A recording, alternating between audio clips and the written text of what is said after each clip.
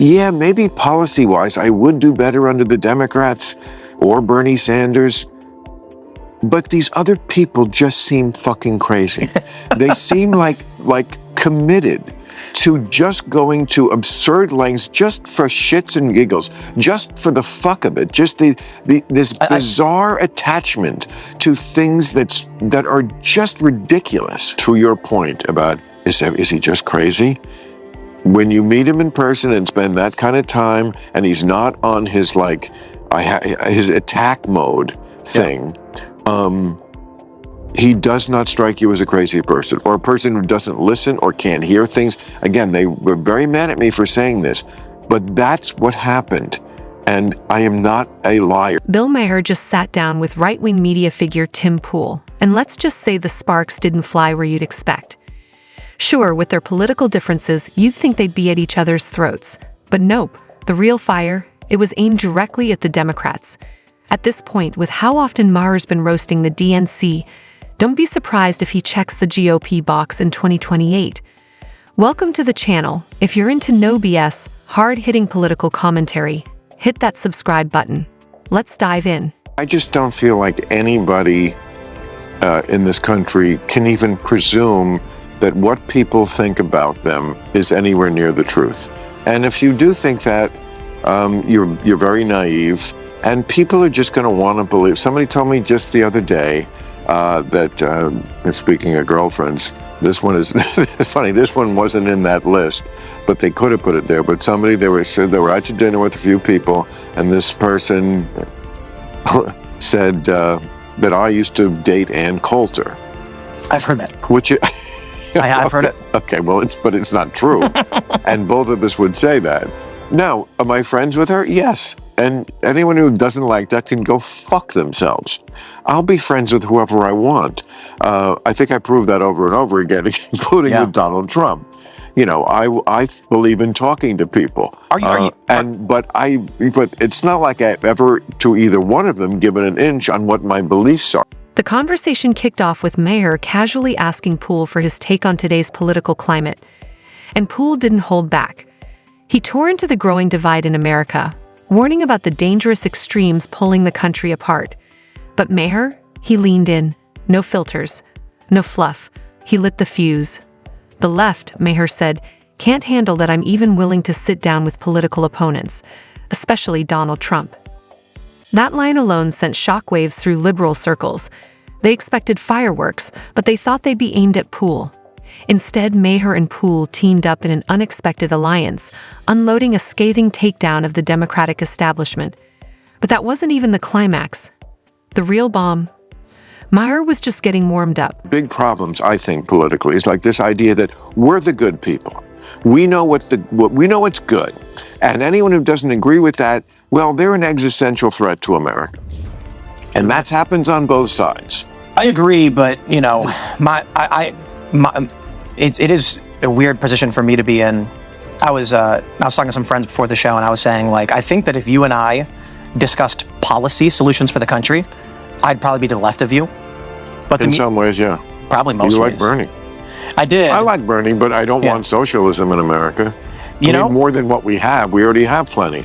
But the issue is, today I feel like what defines someone politically is not, it's not the policies they want, but it's what they believe to be true. Correct, exactly. Yeah, Matt Taibbi writes about this. I'm a big fan, he's amazing. You could feel the tension thickening like smoke. There's a dangerous comfort in always believing your side is the good one, the white hats fighting the evil empire. Maher admitted both sides are guilty of this, but he wasn't shy about saying who does it more often. He called out Bernie Sanders by name the socialist moral compass. Maher quipped, while exposing the contradiction and painting capitalism as evil while benefiting from it. It was a classic Maher takedown, cutting, calculated, and sharp. But even then, it felt like just the opening salvo. The real gut punch was still coming. Modus operandi of news organizations used to be informing the public, and then it became audience stroking. How can we interpret this thing that just happened in such a way that our audience will give us likes? Yep. I like that. I like you said it that way. I like your point of view because that's what I already think, and I hate them, and so I like. He's right. He's right. Yeah. No, and it's just. I worked for ABC. Started ABC and Univision did a joint venture in 2014 called Fusion, and I was at Vice, and I moved over there, and then they told me that the new trend was going to be called mission-driven storytelling, and I said, "What does that mean?" And they said, "There's no such thing as objectivity. Everyone is subjective. So we're going to tell the stories that our audience wants to hear." I had a meeting with the president, and he was talking to me about this, and I said, "Does that mean if there is a news story that is true and important, we would choose not to report it because it might upset our audience?" And he said, "Yeah, I think that's fair." The company went bankrupt. They fired everybody. But this wasn't unique to them. They were chasing the trend. One of their marketing guys told me explicitly, "We want to maximize shares because we have to maximize views." Then Tim Pool dropped a bomb. Nothing new, but still devastating. A reminder of what happens when journalism stops being a public service and becomes theater. He laid out how the media chases outrage over truth, clicks over credibility. And in the process, they lost the public's trust. Is it any surprise Democrats lost ground? Voters weren't fooled. They saw through the echo chambers at places like ABC. But if you thought that was bad, what Poole said next took things even further. Maximize views. We have to maximize views because we've already sold a set amount to the advertisers. One company bought 500,000 views from us. We don't complete that contract until those views are delivered. How do we deliver them? Angering moms.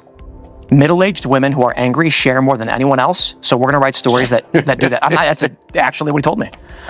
So it was social justice, it was racism. I just pictured my writers all guffawing just because, I've had like a writer's room since 1993, Politically Incorrect. That show went on there. So I was a little kid. Yeah, I'm sure. And it's, the joy of my life. One of the great joys is having a writer's room. I've said this before, but like Paul McCartney once said, "I'd rather have a band than a Rolls Royce." Poole turned up the heat again, and the room went silent. Who's always raising the temperature in American politics? He asked. His answer, the Democrats. He pointed to identity politics as more than a talking point. It's a strategy, a pattern, one that doesn't unify but divides. It's not just bad optics, it feels deliberate. Poole floated a disturbing possibility. The DNC may have been actively stoking division for political gain. Sound extreme? Maybe, but look around. The signs are hard to ignore, and what he said next cranked the volume up even more. Politics are like, if you were, I'm like a Chicago liberal, but the way things have gone, especially with like the woke stuff, this is where I end up in this position, and so does my neighborhood. I think it's interesting to see my neighborhood reflective of my politics and vice versa. I think the phrase I was using last year was aggressively non-common sense or uncommonsensical. And it's like I accent aggressively. I don't think the woke people who have the vast amount of energy really in the Democratic Party understand why the people vote against them. And it's like, because if you add up like how many people are really affected by some of the aggressively uncommon sense things, it's probably not that many. You had a great bit on that. Yeah. Here's a twist most people don't see coming. Tim Pool is a liberal. Yep, not a conservative, not a right-wing provocateur. A liberal. And that's the point. The left is bleeding support not because people suddenly love the GOP, it's because they're tired of being policed by their own side. People like Poole didn't leave progressive values behind. They were pushed out for questioning orthodoxy. Disagree slightly and you're labeled a traitor. That's not evolution, it's exile. And the DNC, they don't need a rebrand. They need a serious reality check. Voters aren't switching teams, they're walking away. And if voices like Maher and Poole are sounding the alarm, maybe it's time the left finally listened. When you add up these things, and men competing in women's sports, and like just too much indoctrination of children with sexual ideas that they're too young to understand. Like when you add up all these things that get in the media a lot, it paints a picture, not a wrong picture, in the mind of the average voter that, yeah, maybe policy-wise I would do better under the Democrats or Bernie Sanders, But these other people just seem fucking crazy. They seem like committed to just going to absurd lengths just for shits and giggles, just for the fuck of it, just this bizarre attachment to things that are just ridiculous. Then Maher's tone shifted, sharper, angrier. He laid into a list of far-left policies waiting to be unleashed the moment progressives seized full control. These weren't reforms, they were ideological grenades. And the most disturbing example: policies that allow minors to undergo gender transitions without even informing their parents. Maher didn't hold back. That's not compassion, he said. That's chaos. That's betrayal. He wasn't ranting, he was warning.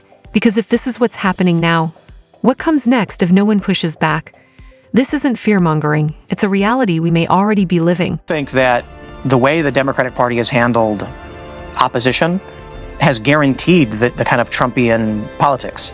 Well, I'm sure you heard about my little trip to the White House. Absolutely. And very impressed. Thank you. And the thing that upset the far left so much, these same people who believe in the crazy things I was just mentioning, and the ones who really hate me, they really found a new reason to hate me, because when I came back and gave my report about it, among the things I said, to your point about everything is he crazy, was, I think, word for word, a crazy person doesn't live in the White House. A person who plays a crazy person on TV lives in the White House. Yeah. And they found that very triggering. And it's true. Maher's been under fire lately, especially after his monologue where he dared to say maybe, just maybe, Trump isn't the lunatic the media makes him out to be.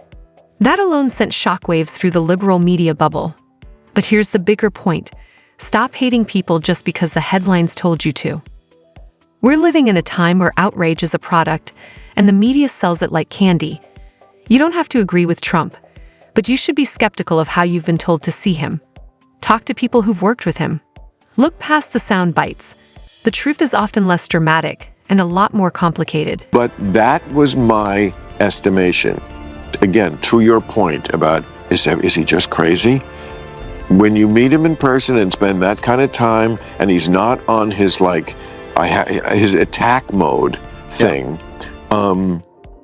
he does not strike you as a crazy person, or a person who doesn't listen or can't hear things. Again, they were very mad at me for saying this, but that's what happened. And I am not a liar. That's my main bond with the audience. So even if I offended some people by telling the truth, in the long run, that's what I do. This is exactly why people still listen to Bill Maher. Love him or hate him, he's not out here spinning the news for partisan gain. He calls out hypocrisy wherever it lives, left, right, or somewhere in between. In a world of tribal pundits, that kind of honesty hits different. Maher proves it's possible to be progressive and still call BS when your side crosses a line. That's rare, and it's why his voice matters. Because when everything's a political landmine, critical thinking becomes revolutionary. Maher may not always be right, but he's always asking the right questions. And that's what we need now more than ever. So if this made you think, even a little, share it. Talk about it. Stay tuned. And if you liked what you heard, hit that like button and subscribe. Until next time, stay sharp, stay curious, and never stop questioning the narrative.